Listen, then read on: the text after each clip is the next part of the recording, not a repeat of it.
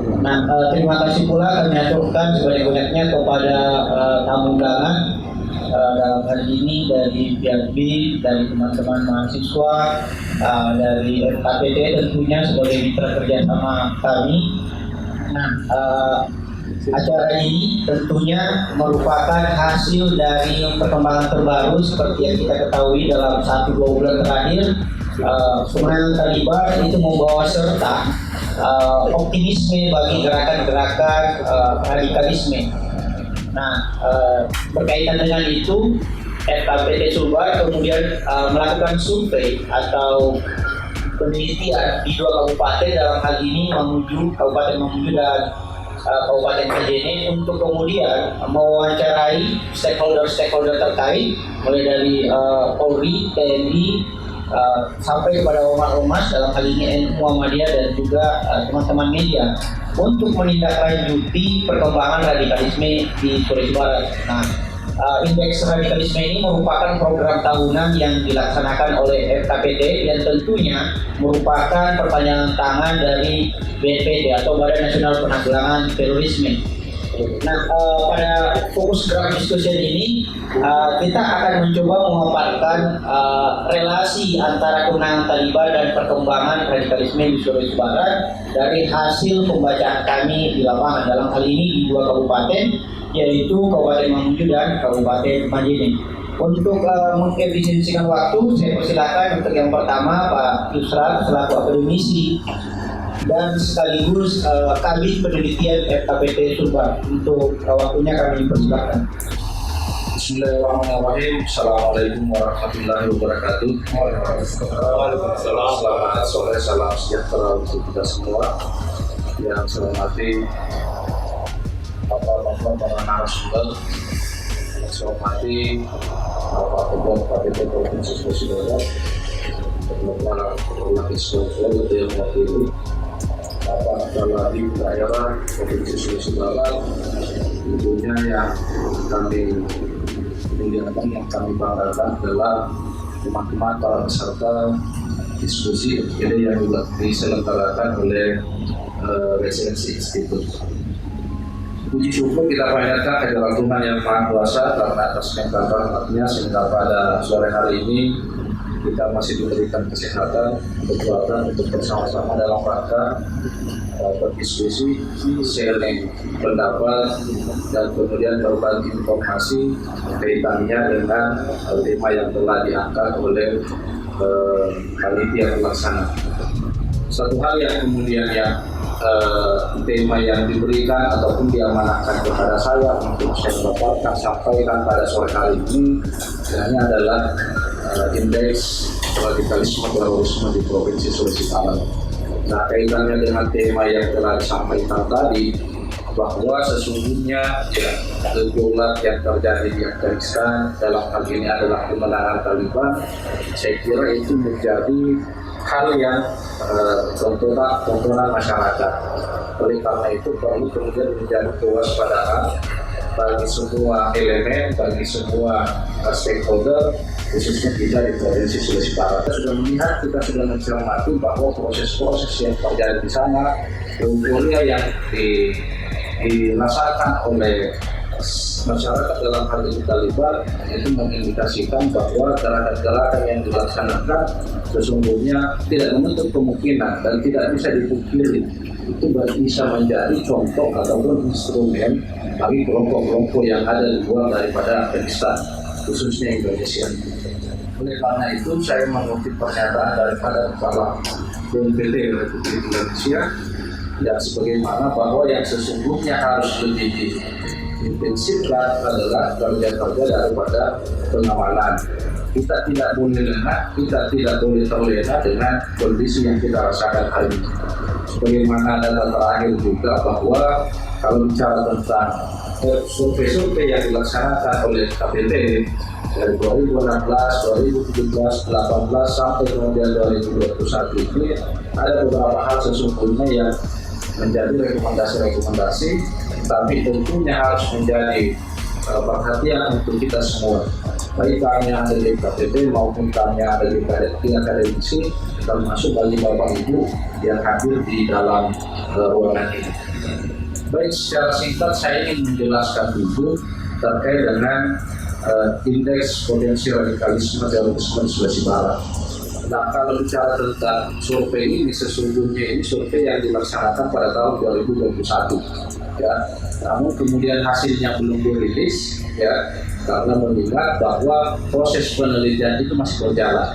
Tapi bukan berarti hasil penelitian belum lahir, tapi paling tidak ini bisa menjadi informasi kepada bapak-bapak, ibu-ibu bahwa sesungguhnya RKPT, BNPT melalui RKPT melakukan survei itu adalah untuk mengukur sebagai indikator kinerja ataupun melihat kinerja kita yang ada di bawah, baik pihak keamanan, kemudian pemerintahan maupun partisipasi masyarakat kaitannya dengan radikalisme terorisme. Selama ini kita mendengar, kita lebih familiar mendengar ataupun kita tidak asing lagi bahwa mendengarkan kata radikalisme terorisme. Kalau bicara tentang penanggulangannya, ada dua hal yang dilakukan. Ada upaya pencegahan dan ada upaya penindakan. Tentunya kalau upaya-upaya pencegahan itu lebih pendekatannya kepada masyarakat, kelompok-kelompok masyarakat ataupun kelompok-kelompok organisasi yang ada di Provinsi Sulawesi Barat. Contoh yang kemudian melakukan itu adalah salah satunya Forum Koordinasi Pencegahan Terorisme KPT Provinsi Sulawesi Barat. Nah, kehadiran KPT ini juga banyak di antara kita atau di masyarakat kita masih sangat asing. Padahal sesungguhnya kehadiran KPT ini ya kemudian ya dari 2014 sampai 2016. Artinya keberadaan RKPT di Provinsi Sulawesi Barat itu tahun 2016. Tapi masih banyak yang belum mengenal. Oleh karena itu sesungguhnya ini adalah menjadi bagian daripada sosialisasi ataupun kemudian informasi kepada bapak ibu yang hadir di dalam ruangan ini. Kemudian yang kedua tentunya kalau bicara tentang penindakan ya tentu kerjanya ataupun bagiannya pihak-pihak kepolisian ataupun TNI. Jadi RKPT lebih pendekatannya kepada pencegahan, penindakan lebih ataupun tugasnya teman-teman yang ada di kepolisian maupun di TNI termasuk di Kabinda. Kemudian meski demikian upaya ini dirasakan belum optimal. Jadi kita bicara tentang radikalisme terorisme ada dua hal pendekatan untuk upaya pencegahan, baik pencegahan maupun penindakan, tapi dianggap belum maksimal. Kenapa demikian? Hampir kemudian kita melihat, mendengar berita radikalisme terorisme ketika ada kejadian. Ya, kalau amal seperti ini tidak ada terorisme. Begitu kemudian ada kejadian, langsung kemudian muncul berita atau kemudian kita mengetahui bahwa ada terorisme. Ya, oleh karena itu menjadi perhatian bagi kita semua untuk senantiasa mengambil peran. Ada beberapa hal sesungguhnya yang di dalam instrumen ataupun kuesioner di indeks radikalisme terorisme itu yang sesungguhnya kami sudah tanyakan di berbagai stakeholder. Namun kemudian untuk di Provinsi Sulawesi Barat masih ada beberapa data yang belum masuk. Oleh karena itu memang juga belum dirilis untuk hasil survei tersebut. Mudah-mudahan di tahun di akhir 2021 ini hasil riset secara nasional itu akan dirilis. Ini dilaksanakan di 32 provinsi, kemudian seluruh Indonesia. Sulawesi Barat ini ada 2 kabupaten. Satu yang merepresentasikan kota dalam hal ini Kabupaten Mamuju, ibu kota provinsi, kemudian satu ibu Kabupaten Majene. Ya. Kemudian yang kedua terkait dengan tujuan indeks radikalisme terorisme ini sesungguhnya yang pertama adalah untuk memperoleh informasi. Dari survei-survei dilakukan itu tujuannya adalah untuk memperoleh informasi tentang munculnya pelaku terorisme di wilayah cakupan ataupun misalnya di Sulawesi Barat.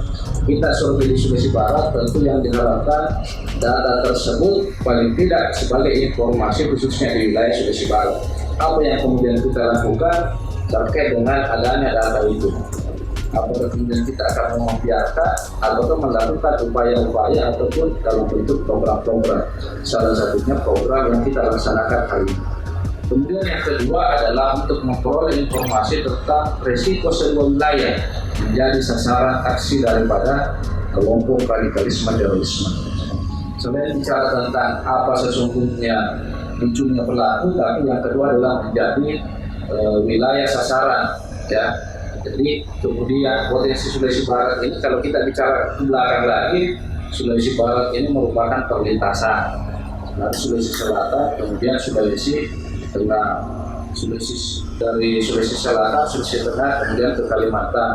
Sementara kalau kita bicara tentang data-data atau perilaku kejahatan terorisme di bulan Januari tahun 2021 kemarin itu ada kejadian di Sulawesi Selatan, kemudian ada kejadian di Sulawesi Tengah, kemudian ada kejadian di Sulawesi Tenggara, termasuk kemudian di Kalimantan.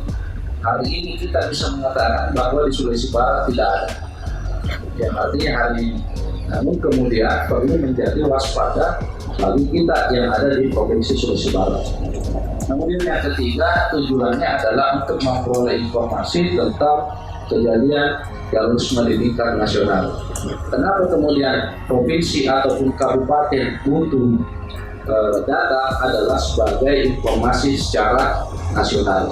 Jadi ada 3 tujuan tadi adalah untuk mendapatkan informasi terkait dengan adanya pelaku di wilayah tersebut. Kemudian yang kedua, bagaimana wilayah tersebut menjadi sasaran. Kemudian yang ketiga adalah bagaimana informasi ataupun kejadian di suatu daerah menjadi data di tingkat nasional. Kemudian catatan-catatan ataupun peristiwa, ya, peristiwa radikalisme terorisme di Indonesia. Nah ini di tahun 2020 ya kita Sigi, ya. Kalau Sigi ini kan berada di Sulawesi Tengah tahun 2020. Kemudian Makassar Januari tahun 2021. Artinya tetangga ataupun perbatasan kita ada kejadian. Nah, itu semua harus menjadi tugas kita ataukah kemudian menjadi pelajaran untuk kemudian kita senantiasa waspada terhadap kejadian-kejadian yang terjadi di perbatasan kita. Kemudian selanjutnya kalau bicara tentang peristiwa penangkapan terorisme dari tahun ke tahun, ini di tahun 2016 ada sekitar 170, ya, 170 di tahun 2017 ada 176, di tahun 2018 396. Ini bicara tentang informasi penangkapan. Kemudian 2019 sebanyak 275 dan di tahun 2020 ini sebanyak 228. Sumbernya ini adalah Times Indonesia. Ya, jadi kami mengutip ya bahwa penangkapan ataupun dari kejadian radikalisme terorisme yang ada di Indonesia di tahun 2020 ini sebanyak 228. Artinya untuk di tahun 2021 biasanya dirilis di akhir tahun ataupun di awal tahun. Selanjutnya terkait dengan metodologi, perlu kami sampaikan juga untuk mendapatkan data, mendapatkan informasi terkait adanya ataupun indikasi radikalisme terorisme di Sulawesi Barat yang melalui BNPB, kemudian NKPD, survei ini dilaksanakan di 32 provinsi di luar Pulau Jawa, di luar Papua dan Papua Barat. Jadi sebanyak 97 kota dan 54 kabupaten. Itu seluruh Indonesia, ya, seluruh Indonesia. Seperti kemudian yang disampaikan tadi oleh Pak moderator bahwa ini kita di Sulawesi Barat, ya, sampel yang kemudian dipilih adalah Kabupaten Mamuju dan Kabupaten Majene. Pengumpulan data terkait dengan narasumber-narasumber, ya. Kalau bicara tentang narasumber, di beberapa tahun yang lalu, 3 tahun yang lalu, narasumber kita adalah masyarakat dan pemerintah. Nah, namun kalau di tahun ini adalah stakeholder.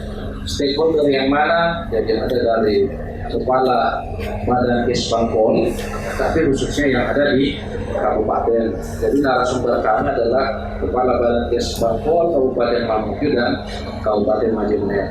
Kemudian ada juga dari Universitas dan Polres Majene, termasuk kemudian Kodim, termasuk kemudian Tokoh Pers, termasuk kemudian Ormas, ada tokoh keagamaan, kemudian termasuk juga tokoh-tokoh agama, ya, tokoh masyarakat dan kemudian tokoh agama. Itulah yang kemudian menjadi narasumber di dalam pelaksanaan kegiatan survei. Yang terakhir terkait dengan kuesioner, sesungguhnya kalau bicara tentang kuesioner terkait dengan suplai pelaku, jadi ada dua sebenarnya di dalam penelitian ataupun survei indeks ini. Yang pertama adalah suplai pelaku, dalam hal ini kaitannya dengan keterlibatan ataupun yang memungkinkan apakah ada bibit-bibit ataukah ada potensi di suatu wilayah, khususnya di Provinsi Sulawesi Barat, melalui kemudian instrumen-instrumen pertanyaan-pertanyaan yang kaitannya dengan suplai pelaku. Kemudian yang kedua adalah target. Nah, bicara tentang target, bicara tentang kerentanan. Apakah kemudian ketika kita melihat potensi, kemudian wilayah, dan kemudian kondisi Sulawesi Barat, itu kemudian memungkinkan untuk menjadi target. Nah, itu juga informasi yang kemudian coba kita gali melalui instrumen-instrumen itu tadi. Jadi ada dua hal informasi yang akan kami dapatkan. Yang pertama adalah terkait dengan suplai pelaku, kemudian yang kedua adalah terkait dengan target. Ya, target artinya dari luar ini menargetkan untuk di Provinsi Sulawesi Barat. Ada sesungguhnya beberapa instrumen item-item yang menjadi poin di dalam survei ataupun penelitian tersebut. Nah, kalau bicara tentang suplai pelaku, ya, ini bicara tentang keberadaan kelompok radikal. Apakah kemudian di Sulawesi Barat, ya, di Sulawesi Barat ini kita melihat ada kelompok radikal ataupun keberadaan kelompok radikal. Ya, teman-teman tentu memiliki pandangan, tentu memiliki persepsi. Apa kemudian ada di sekitar kita atau tidak ada? Silakan kemudian kita yang coba mencermati. Kemudian yang kedua, apakah ada aksi-aksi radikal di Provinsi Sulawesi Barat? Ya, tentu kemudian ketika kita bertanya kepada masyarakat, tentu ada beberapa informasi yang kita dapatkan. Kemudian yang ketiga adalah terkait dengan jumlah ataupun ada tidaknya narapidana terorisme di Sulawesi Barat. Nah, ini kaitannya dengan TNI ataupun kepolisian. Oleh karena itu, sesungguhnya dari beberapa instrumen ataupun dimensi yang coba kami ingin dapatkan melalui indeks radikalisme terorisme ini, artinya sangat kompleks ketika data itu mampu diramu dan dikelola, termasuk kemudian ditindaklanjuti oleh stakeholder yang ada di Provinsi Sulawesi Barat maupun yang ada di Kabupaten Mongoy. Inilah sesungguhnya yang menjadi kegelisahan kami di LKPT untuk senantiasa berkolaborasi dengan stakeholder yang lain. Kami punya banyak penelitian dari 2016 sampai 2020, tapi tindak lanjutnya yang belum maksimal. Oleh karena itu kami berharap bahwa sesungguhnya diskusi semacam ini tidak hanya sebagai menjadi ajang diseminasi bagi sebuah penelitian, tapi paling tidak ada rencana tindak lanjut yang dilakukan. Apakah itu kaitannya dengan stakeholder ataupun kaitannya dengan peran-peran daripada lembaga seperti yang dilaksanakan oleh resepsi, termasuk kemudian kehadiran daripada Bapak Ibu yang hadir di ruangan ini. Kemudian yang selanjutnya terkait dengan variabel, ada variabel paparan, variabel pengurang, dan kemudian variabel pendorong. Nah, aktivitas-aktivitas inilah sesungguhnya yang coba kemudian kita akan dapatkan gali informasinya yang terjadi di masyarakat.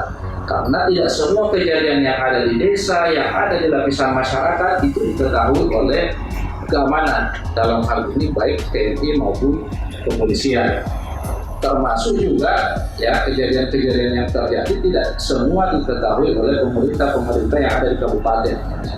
Otomatis kita hanya melihat bahwa untuk informasi itu yang terjadi beberapa menit yang lalu, ya ketika kemudian ada kejadian baru kita untuk mencari kapan kejadian. Itulah seperti itulah juga yang terjadi ketika kemudian kita melihat yang melatar belakangi daripada informasi radikalisme terorisme. Nanti kita mengatakan ternyata ada di sini, setelah ada kejadian. Bila tidak ada kejadian, kita menganggap ya aman-aman saja, kan seperti itu. Sehingga tujuannya kita diberikan kesempatan untuk senantiasa memperhatikan dan kemudian waspada terhadap kegiatan tersebut. Yang terakhir yang ingin saya sampaikan bahwa sesungguhnya capaian ataupun harapan yang diharapkan dari penelitian ataupun survei yang dilakukan oleh KPD itu adalah untuk mengetahui indeks radikalisme terorisme. Jadi ada dua sebenarnya yang bisa menjadi kesimpulan. Yang pertama, ketika angka indeks itu semakin tinggi, ada dua hal yang risiko yang bisa ditimbulkan di lokasi penelitian, baik itu kabupaten maupun kota. Yang pertama adalah menjadi supplier pelaku. Artinya kalau angkanya ini tinggi, bisa saja bahwa kita akan menjadi supplier pelaku radikalisme terorisme. Kemudian yang kedua, ketika angka indeks ini tinggi berdasarkan dengan instrumen yang kemudian kami coba tanyakan kepada narasumber itu, maka ada satu lagi yang ini menjadi target serangan. Jadi sebagai kesimpulan daripada hasil survei nantinya ini, kami belum merilis karena masih dalam proses penelitian. Ya mudah-mudahan di akhir tahun 2021 atau di awal tahun 2022 angka kemudian itu muncul, sehingga menjadi PR kita secara bersama-sama untuk menindaklanjuti apa sih sebenarnya pendekatan program yang bisa dilakukan, baik sebagai program upaya pencegahan maupun sebagai program daripada penindakan. Saya kira itu sebagai pengantar di dalam diskusi ini. Mudah-mudahan ada respon dari peserta. Tidak kurangnya mohon dimaafkan. Wassalamualaikum warahmatullahi wabarakatuh. Sebagai tindak lanjut dari pembahasan dari Pak Yusran, saya garis bawahi bahwa di NKPD itu upaya kami hanyalah pada aspek pencegahan. Nah, dalam studi kriminologi, pemberantasan kejahatan atau kriminalitas, dalam hal ini terorisme yang merupakan extraordinary crime, itu terdapat 3 mekanisme. Yang pertama adalah preventif, yang kedua preventif, dan yang terakhir adalah represif. Nah, represif itu adalah domain dari penegak hukum atau law enforcement itu, dalam hal ini Polri. Nah, sementara preventif itu pencegahan dalam aspek kesempatan. Nah, preventif itu pencegahan dalam aspek kesempatan. Misalnya kalau analoginya adalah pencurian motor sebagai sebuah kriminalitas, maka pencegahan dalam aspek kesempatan adalah memasang CCTV. Jangan sampai baru terjadi suatu perkara dalam hal ini terorisme atau radikalisme, kemudian kita baru sadar bahwa ternyata di sini ada, padahal benih-benih itu secara laten atau tersembunyi tidak kita sadari. Maka penting kiranya kita untuk melakukan duduk perkara terhadap apa yang membuat seseorang itu bisa menjadi radikalisme dan daerah-daerah mana saja yang berpotensi, termasuk dalam tubuh ASN atau ormas-ormas. Untuk itu saya persilahkan kepada Pak Salang untuk membahas temuan lebih lanjut mengenai diskusi kita kali ini. Bismillahirrahmanirrahim. Assalamualaikum warahmatullahi wabarakatuh. Waalaikumsalam warahmatullahi wabarakatuh. Sore, salam sejahtera kita semua. Alhamdulillah rabbil alamin. Wassalatu wassalamu ala rasulillah Muhammadin wa ala alihi wasallam. Saya hormati Bapak Ketua khususnya pusat pelajarannya hadir, Bapak Ketua KPD Provinsi Sulawesi Barat, Haji Sita Asasi, teman-teman Habib Berdikian, serta ada Gus Hadir representasi satu bahagia. Mungkin kita tinggal saya merespon saja langsung masyarakat akan saya. Ya, nanti sebentar kita akan menghubungkan dengan pengaruhnya terhadap masyarakat. Yang pertama bahwa dinamika setelah kemenangan pasca Taliban itu merintis dalam Indonesia itu langsung memberikan sebuah tindakan. Dan ini kita harus sebagai mayoritas muslim Indonesia Ini kita harus senantiasa mewujudkan Islam wasatiyah. Dan ini disampaikan oleh Ketua Umum Majelis Ulama Indonesia pada saat Mukernas pertama di tahun 2021, bahwa masyarakat kita dalam hal ini para tokoh-tokoh agama, ulama, dan pemerintah kita itu tidak boleh merespon secara berlebihan terkait dengan kemenangan tadi begitu. Jadi jangan kita terjebak pada polarisasi, karena pada saat kemenangan Taliban itu banyak polarisasi yang terjadi. Ya, ada yang mengatakan bahwa seperti ini di Indonesia dan lain sebagainya. Oleh karena itulah Majelis Ulama Indonesia mengajak ya segenap umat Islam, ya khususnya kita ini juga di Provinsi Sulawesi Bali ini, untuk merespon setiap dinamika yang terjadi secara nasional maupun global. Jadi kalau nasional dan global ini harus direspon secara positif.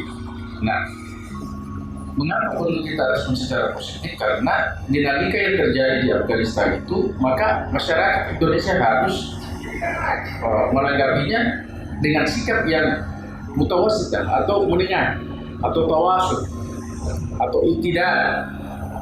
Dan ini menjadi sebuah kekuatan yang besar di dalam diri seorang muslim.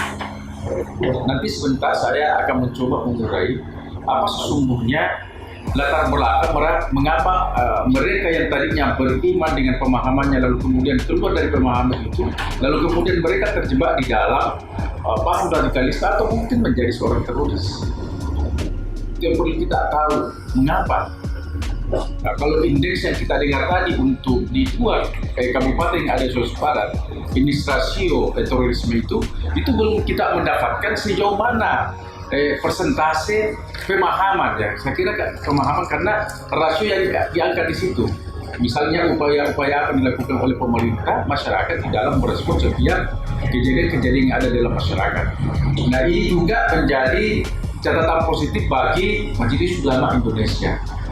Dan ini menjadi pembahasan di Musyawarah Kerja Nasional pertama. Itu waktu dilaksanakan Mukernas pada bulan Agustus kemarin. Ya, karena kejadiannya ini kan bulan Agustus juga 2021. Taliban pada saat itu meraih kemenangan. Dan ini juga pernah terjadi sebelumnya. Dan pada saat itu digantilah bendera Afghanistan itu menjadi bendera yang bertuliskan syahadat.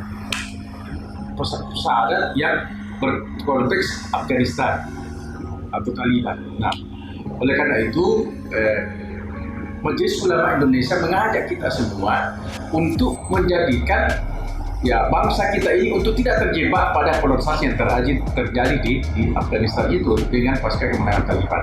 Kita harus kembali kepada nilai-nilai dasar Pancasila. Ya. Kita harus tetap berpegang teguh untuk menjaga NKRI sebagai sebuah harga mati. Ya, karena kenapa?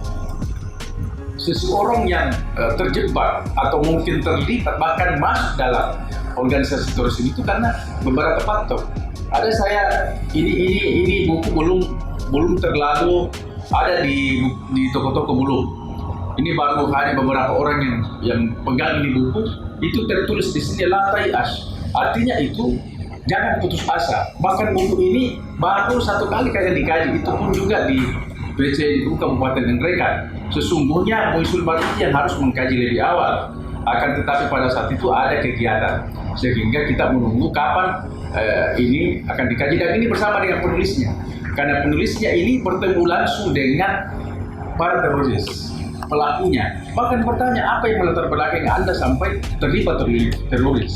Jadi ada kisi-kisi kasih sayang yang menyayat hati mereka, lalu kemudian mereka terlibat di dalam teroris atau radikalisme itu sendiri. Nah, kalau kita mau melihat itu, maka ini bisa kita baca ini buku, walaupun ini sesungguhnya belum banyak beredar ini belum banyak. Di sini dikatakan ar-rahimuna yarhamuhum rahman arhamu ahlal ardi yarham hukum mampis sama. Dan ini di sini jelas sekali, dan ini saya kira sangat populer di kalangan umat Islam bahwa orang-orang yang bersikap belas kasih akan dikasihi oleh Allah yang Maha Pengasih. Belas kasihilah orang-orang yang ada di bumi, niscaya kalian akan dikasihi oleh mereka yang ada di langit. Lalu kemudian di mana itu terorisme? Kenapa bisa kemudian yang cinta tak kasih tadi ini lalu kemudian menjadi kebencian? Yang tadinya mereka pemahamannya bahwa membunuh itu adalah dosa lalu kemudian menghalalkan. Apa penyebabnya? Nah, inilah yang diuri dalam buku ini. Ternyata penyebabnya itu karena pertama kezaliman terhadap kaum muslimin misalnya. Ini kita lihat kezalimannya mana yang dimaksud, bahwa mereka dipertontonkan bahwa ternyata di Palestina sana orang-orang yang ini itu dibunuh, dibantai, sehingga di dalam diri mereka itu masa saya dikasih begini, kan masa kita terkadang seperti itu, masa kita disebut maksud seperti itu yang muncul. Nah, ini yang dikupas dalam buku ini. Nah, belum lagi misalnya antara seorang guru dan murid, ya hubungan seperti itu, antara seorang kakak dengan adik yang kita lihat itu Ali Gufra, itu kan 3 bersaudara. Kalau ditanya itu kakak saya sudah mati, itu saya di penjara misalnya. Jadi hal-hal seperti inilah yang kemudian lahir di dalam diri mereka, bahwa ada kezaliman yang terjadi di dalam keluarganya atau ada ketidakadilan, lalu kemudian muncullah radikalisme seperti ini. Nah, bagaimana dengan organisasi kemasyarakatan kita? Bagaimana dengan ketika kita menjadi seorang ASN? Saya kira sangat jelas sekali. Organisasi masyarakat itu kan intinya adalah bagaimana mengajak masyarakat untuk tetap kembali kepada NKRI. Tak satu pun organisasi di Indonesia ini itu yang bertentangan dengan Pancasila. Karena Pancasila menurut ukuran kita itu tidak bertentangan dengan Al-Quran dan Hadis. Ketika itu dikaji satu pasal dengan pasal yang lain, maka itu tidak kita temukan bertentangan dengan Al-Quran dan Hadis. Ketuhanan yang Maha Esa, Qul huwallahu ahad, kemanusiaan yang adil dan beradab, persatuan Indonesia, kerakyatan yang dipimpin oleh dalam perwakilan, dan keadilan sosial bagi semua, itu semuanya ada di dalam Al-Quran. Tak satu pun yang bertentangan. Hanya saja piranti-piranti pemikiran terkait masalah itulah yang menjadi masalah terkait dengan pemahaman kita. Hari ini saja ketika kita membahas masalah maulid, maka ada orang mengatakan itu kan bid'ah, itu haram gitu. Lalu kemudian apakah kita akan berdebat? Kan tidak. Kita tidak perlu berdebat. Tapi tinggal kita bagaimana meyakinkan bahwa maulid ini adalah sesuatu yang bid'ah hasanah, sesuatu yang baik dan perlu diteruskan. Termasuk terlalu banyak yang perlu kita pikirkan untuk memperdebatkan itu daripada maulid itu tadi atau perbedaan-perbedaan tadi. ASE misalnya, kan nampak pola pikirnya bagaimana, gerakannya bagaimana. Ya. Ketika Pancasila dan Al-Quran dan lain sebagainya, maka kita harus menjadi seorang aparatur sipil negara yang memahami tugas dan fungsi kita. Saya Sekretaris Umum Majelis Ulama Indonesia Provinsi Barat juga selaku ASN menempatkan diri saya bahwa kita ini adalah penyejuk umat, bukan menjadi yang membuat umat itu pusing misalnya. Kalau mau kok membuat pusing umat. Nah, bagaimana posisi kita hari ini? Anggaplah misalnya sekarang COVID-19 itu kan sudah melandai. Nah, kemudian di Jakarta, Majelis Ulama Indonesia Jakarta sudah mengeluarkan bahwa silakan rapatkan barisan, silakan ini dan sebagainya. Nah, bagaimana kita di Sulawesi Barat? Kita tinggal melihat karena kita ada prosesnya, tetap berkoordinasi dengan COVID-19. Karena kita adalah sebuah negara. Tetapi walaupun demikian tetap nilai-nilai keislaman kita, ya, Islam wasatiyah, ya, ini tetap kita jadikan. Makanya itu di kita sekarang ini kan ada moderasi, Pak. Di FKVT Sulbar itu di BNPT, bahkan di FKVT itu ada namanya moderasi. Moderasi yang dibangun dari sekolah, ya, kalau di Kementerian Agama namanya moderasi beragama. Bahkan untuk tahun 2022 itu dijadikan sebagai tahun toleransi. Artinya bahwa perbedaan-perbedaan yang selama ini yang bisa menjadi jurang antara satu paham dengan yang lain itu harus dikikis. Misalnya Muhammadiyah, NU, tidak perlu diperdebatkan mau tarik 8, mau tarik 20, mau putih, mau tidak putih. Tidak usah diperdebatkan. Mau dia tahlila, mau dia barasan, tidak usah diperdebatkan hal seperti itu. Karena itu tidak akan waktu kita tidak akan ada untuk membahas itu, karena akan terlalu banyak hal yang perlu kita bahas. Sehingga dari itulah untuk kami tentunya mengajak kepada kita semua, ya ormas-ormas Islam tentunya, kemudian untuk kembali kepada fitrah kita tanpa harus ya bertentangan dengan esensi-esensi yang telah diajarkan kepada kita. Ya, saya biasa katakan seperti ini. Mengapa kita perlu bermaulid? Kalau bahasa dari kenapa kita perlu bermaulid? Karena kita ingin tahu bagaimana sebenarnya Rasulullah itu memberikan pemahaman terhadap akhlak. Bagaimana kita memahami tentang agama dan bagaimana kita memahami bahwa kita ini dari Allah. Itu saja 3. Jadi bermaulid itu adalah wujudnya syukur, lalu kemudian syukurnya itu kenapa? Rasulullah lahir memberikan akhlak kepada kita, memberikan agama kepada kita, dan mengajarkan untuk mengenal Islam. Tanpa itu Pak tidak bisa. Makanya kalau ada orang yang belajar tanpa seorang guru, maka itu akan pincang. Saya ada guru Ustaz, di mana? Saya Google. Luar biasa di saya Google, Pak. Apa kita mau cari ada semua di dalam. Tapi masalahnya adalah mampukah si Google ini memberikan tafsiran terhadap ayat yang dimaksud itu? Coba kita lihat Pak kasus Makassar yang beberapa bulan yang lalu, gitu kan? Kalau kita kaji, ternyata itu gurunya yang di sana kemudian dia banyak ini bertanya kepada si Google. Bagaimana hukumnya kalau ada pemerintah yang tidak melaksanakan sesuai Al-Quran, maka dibuka itu dalam Google, ternyata ada muncul ayat, maka itu haram dan halalnya haram. Karena dia tidak bertanya bagaimana ceritanya ini ayat, asbab-nusulnya bagaimana, lalu kemudian bagaimana penafsirannya, maka dia melakukan itu, bahwa ini halal. Kalau kita pergi ke sana, bongkar saja, dan itu melukai orang lain, bahkan menghilangkan nyawa, maka itu halal. Padahal Islam tidak seperti itu. Islam itu adalah rahmatan lil alamin. Oleh karena itu, Bapak Ibu sekalian, saya mengajak kita semua untuk kembali kepada ajaran kita, ajaran Islam yang rahmatan lil alamin. Saya kira itu. Ya. Terima kasih. Wassalamualaikum warahmatullahi wabarakatuh. Waalaikumsalam warahmatullahi wabarakatuh. Itulah tadi pemaparan dari Pak Saad selaku sekretaris dari MUI Sumbar, termasuk perwakilan dari Kemenak Sumbar. Nah, tadi yang sempat saya bersuari Pak Saad memaparkan mengenai the origin of the terrorism atau asal-usul mengapa seorang bisa menjadi seorang teroris yang bermula dari pemikiran yang radikalis dan tidak menghargai perbedaan. Nah, ada buku menarik mengenai Islamisme atau gerakan fundamentalis yang ditulis oleh Bassam Tibi, seorang profesor Islam di Jerman. Bassam Tibi ini seorang imigran asal Suriah yang karena kecaman perang dia kemudian bermigrasi di Jerman dan kemudian menjadi profesor di sana. Dalam bukunya Islam dan Islamisme, Bassam Tibi mendefinisikan Islam sebagai agama yang luhur tentunya, karena itu agamanya Bassam Tibi juga yang dibawa oleh Nabi Muhammad SAW. Sementara Islamisme adalah gerakan politik yang diagamanisasikan atau gerakan politik yang memakai dua agama.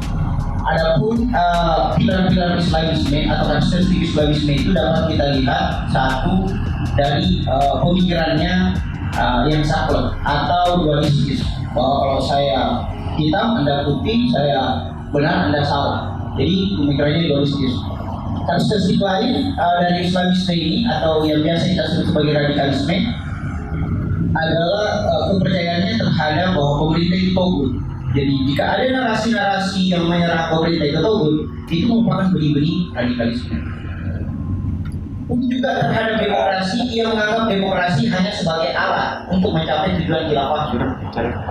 Dan terakhir, karakteristik dari Islamisme itu adalah kepercayaannya bahwa satu-satunya hukum yang dapat dijalankan dalam suatu pemerintahan atau kekhilafahan adalah syariat. Padahal saya lihat dia masuk itu merupakan paradigma FIFA, yang mana tidak tahu bahwa FIFA itu sangat plural bergantung pada kepala masing-masing.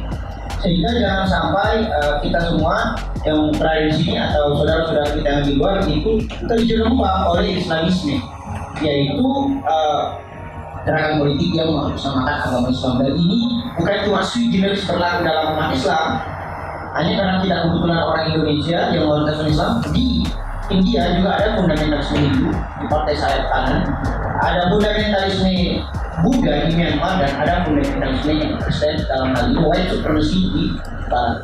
Jadi ini bisa menjadi sesuatu yang dapat menjadi brainstorming kita atau mengingatkan kita untuk lebih waspada lagi. Nah, mengenai cyber terorisme ini atau upaya tidak lanjut dari pergerakan radikalisme di wilayah digital ini akan lebih lanjut dipaparkan oleh Kak Ilham selaku jurnalis dan kabit media di FKPT Sulbar. Untuk waktu dan kesempatan saya persilakan.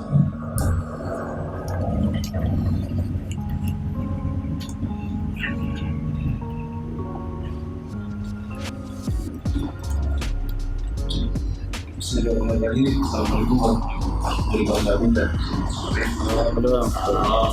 Para hadirin yang saya hormati, terima kasih sudah hadir dalam kesempatan ini. Dan saya mohon maaf tadi saya terlambat, ada tamu paling terkendali koordinator utama. Sebelum saya masuk soal cyber terrorism dan ancaman baru di masa pandemi, saya ingin bertanya dulu sedikit tentang aktivitas dunia maya kita. Sudah pernah tidak mendengar yang namanya surface web, kemudian deep web, kemudian ada namanya dark web. Itulah area googling kita hari ini. Ini umumnya ditempati oleh orang-orang untuk berselancar mencari informasi di dunia maya. Kandungan informasi yang termuat di situ hanya paling banyak 30% dari total informasi yang sesungguhnya berada dalam dunia maya. Nah, ada namanya deep web. Ini lebih dalam. Biasanya yang masuk ke sini adalah teman-teman yang memiliki keahlian khusus dalam dunia maya, utamanya anak-anak yang dari jurusan teknologi informasi, anak-anak pemrograman. Nah, di sini cukup banyak informasi di deep web ini. Dan ada yang lebih gila lagi namanya dark web. Disinilah para hacker illegal informasi itu beredar, yang tidak termuat di beranda-beranda engine search kita. Baik, sebelumnya saya sampaikan bahwa yang dimaksud dengan cyber terrorism itu adalah aktivitas atau metode yang digunakan sejumlah jaringan atau kelompok dalam melakukan aksi teror. Tidak dapat dipungkiri bahwa dunia maya berkat kemajuan teknologi ini menjadi wadah mudah bagi kelompok-kelompok ini untuk melakukan aksinya.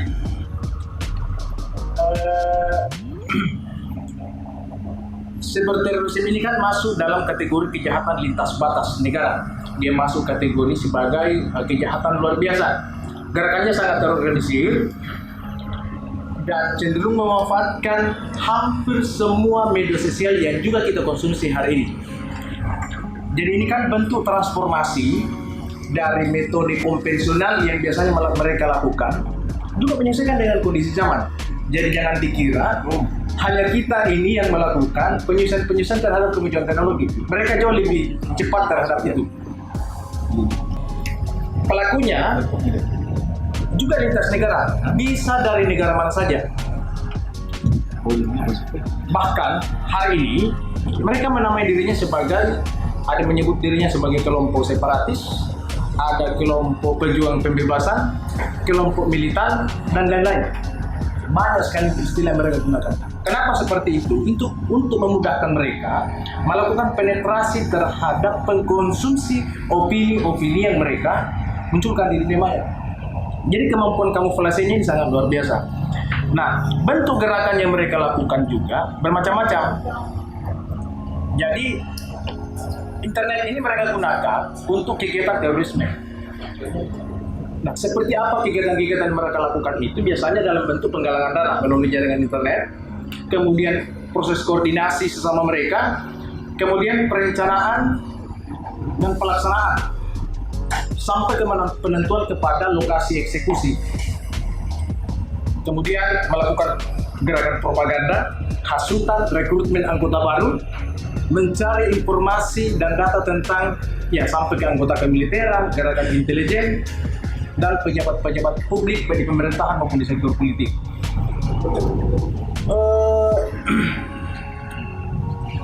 Indonesia, Sumbar di dalamnya, menjadi salah satu negara yang mendapat efek atau dampak cukup kuat dari cyber terrorism ini.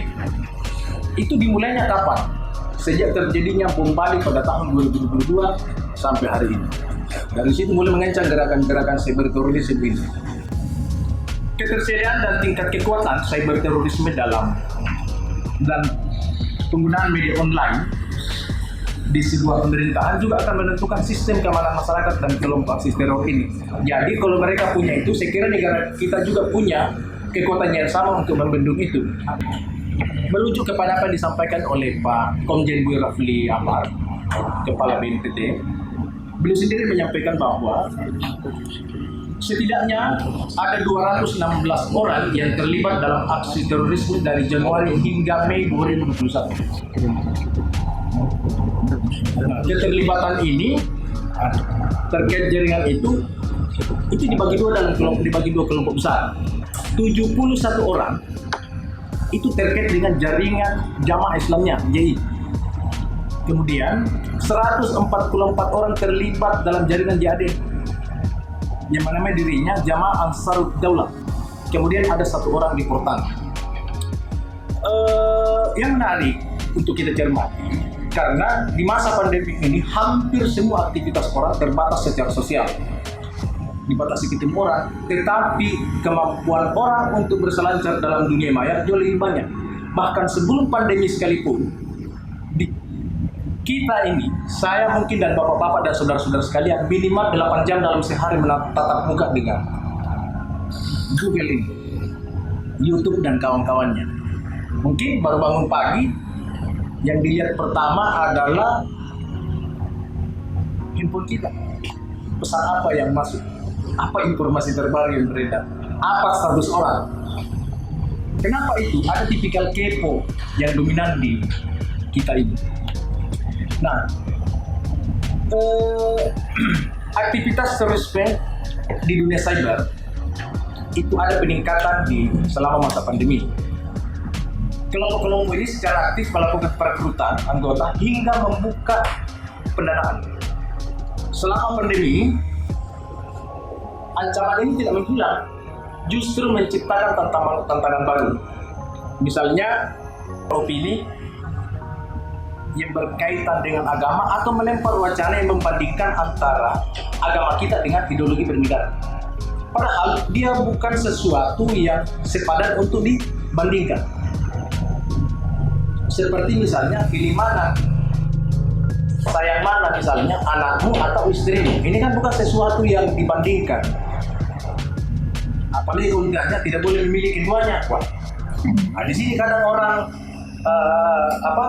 terjawab misalnya apakah memilih antara agamamu dengan Pancasila. Sebenarnya dia bukan sesuatu yang dipadankan, tetapi pintu provokasi pertama ini dari sini.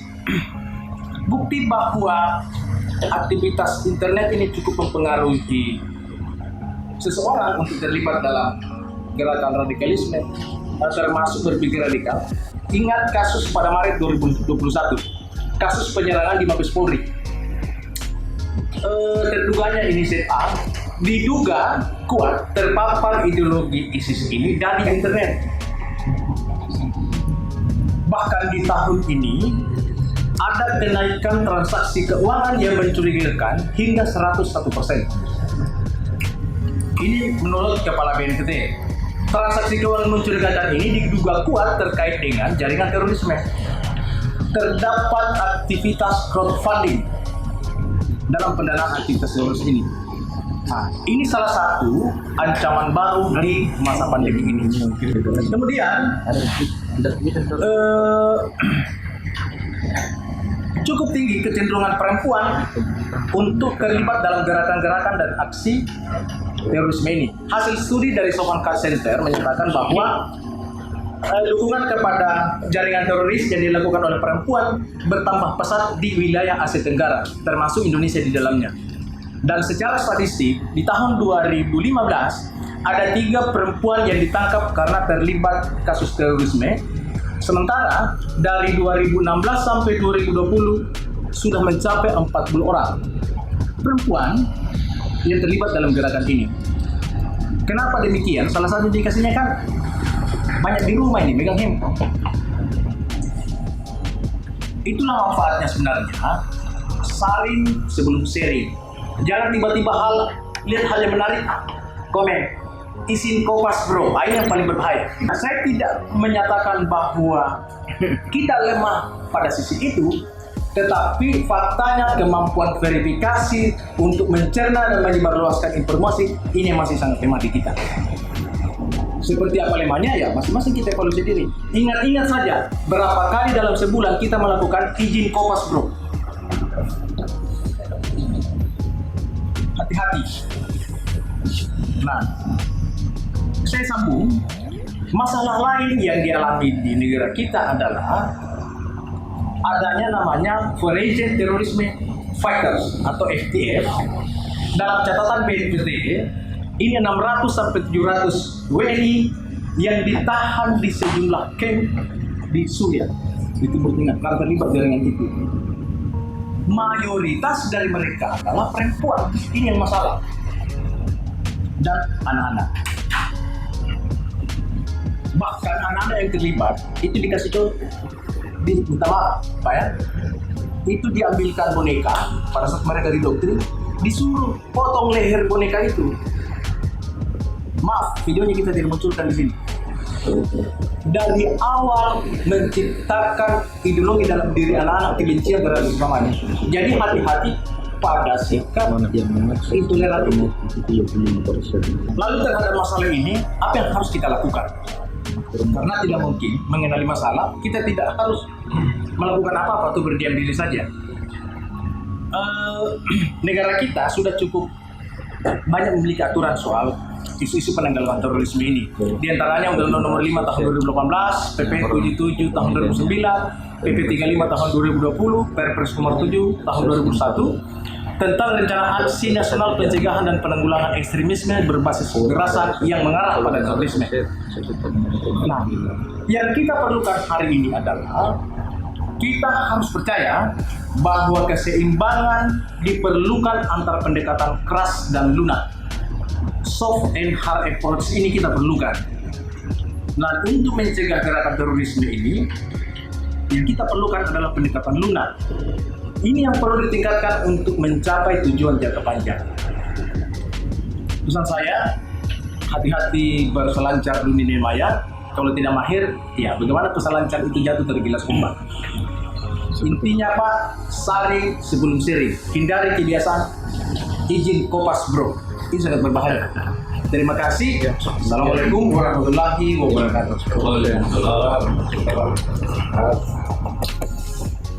Oke, itu tadi pemaparan dari ketiga narasumber yang ditutup tentunya oleh sangat menarik dari Ilham mengenai cyber terrorism.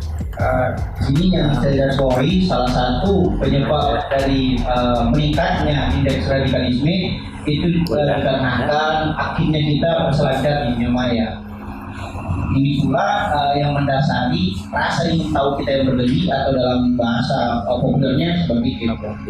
Nah, kepo ini bukan sesuatu yang sifatnya cuma bahasa gaul semata. Ini merupakan sebuah peristilaan ilmiah dalam literatur yang lebih global. Ini disebut sebagai FOMO. FOMO itu akronim dari Fear of Missing Out. Penemu dari FOMO adalah Patrick McGuinness. Sementara Fear of Missing Out ini atau takut ketinggalan informasi ini dapat bereskalasi menjadi mental illness atau gangguan kejiwaan. Nah, kita pahami bahwa beberapa penyerang-penyerang ulama atau bahkan sampai kepada kepolisian di Polri itu mereka yang mengidap gangguan kejiwaan. salah satu penyebabnya adalah aktifnya dia berselancar di dunia maya sehingga sampailah dia kepada gangguan visual tersebut. Dalam hal ini salah satunya adalah FOMO yang menghasilkan preference anxiety atau kecemasan berlebih. Merasa bahwa dunia ini menjadi dunia yang sudah tidak adil lagi, sehingga salah satunya langkah yang harus dilakukan adalah jihad atau melakukan kekerasan atau bahkan bunuh diri. Nah, itu kan tadi sesi pertama dari fokus grup diskusi kita, yaitu pemaparan dari kebijakan Bloomberg. Maka sampailah kita kepada sesi kedua, maka kami membuka sesi kedua ini dengan 3 penanya. Mohon sebutkan nama, asal instansi atau organisasi, dan pertanyaan yang konkret.